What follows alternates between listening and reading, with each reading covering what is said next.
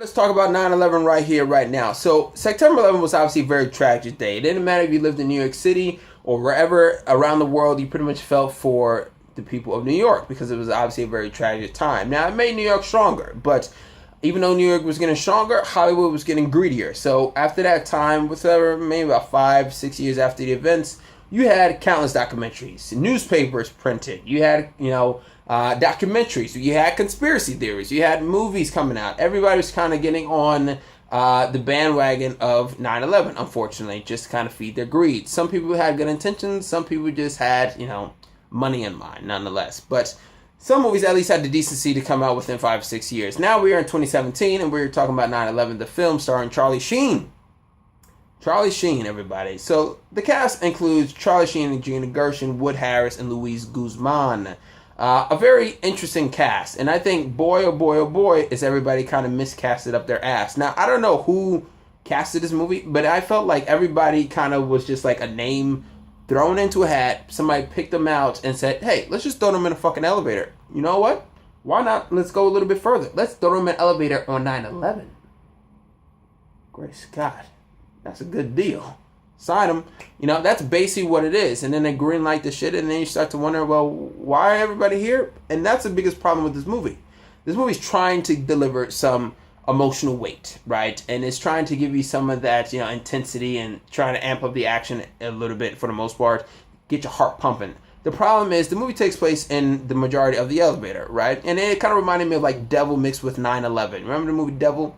But the problem is you put them in an elevator, you expect them to have some of these intimate moments and have some very interesting character bits between the two or between all the people. Problem is you don't get that. None of the characters are very interesting enough to the point where you don't care what happens. The elevator shaft could have just fell and you honestly would have just said, why not? Whatever, movie over. That's literally it because they don't do a really good enough job. The movie feels like Lifetime kind of said, hey, you know what? We're going to take this one over. We're going to do a 9/11 movie. And guess what? Charlie Sheen's going to be the lead. Good luck with that. It just kind of feels like that. Like, it feels very cheaply made.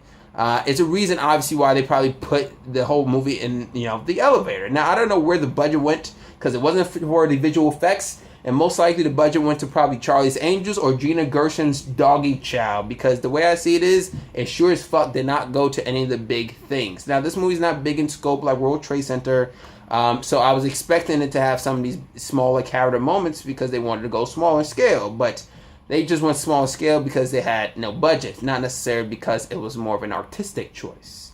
Overall, World Trade Center is just one of those movies that feels like everybody's miscasted, right, for the most part. Gershon does decent, right? Whoopi Goldberg does decent. Now, the biggest tragedy in this fucking movie is not the event itself. It's Whoopi Goldberg's wig. Now, I don't know what the fuck that thing is, but I could have sworn at least twice. Maybe I was a little bit high, but I could have sworn twice that shit moved on top of her head. Maybe I'm bugging out. Maybe I'm bugging out.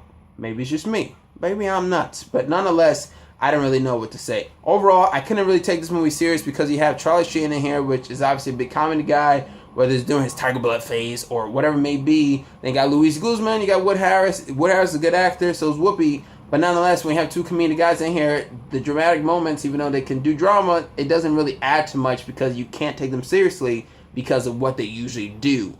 And they're not that strong of an actor just to begin with. But overall, 9/11 tries to be respectful, but it just kind of comes across as more of a parody and not a very good one. I'm talking about like one of those like Meet the Spartans type of bad parodies. But either way, 9/11, the event, tragic and sad, and you respect the event, but you can't respect the movie because it just feels like it just goes on and then it ends. And then you forget it, and then you realize, it is what it is. Comment, subscribe, and like. If I had to give anybody advice, I'd recommend just watching World Trade Center. If you don't want to watch it, then say, all right, fuck it. Go to sleep. Comment, subscribe, and like. I'm Christmas. Once again, I'm signing out.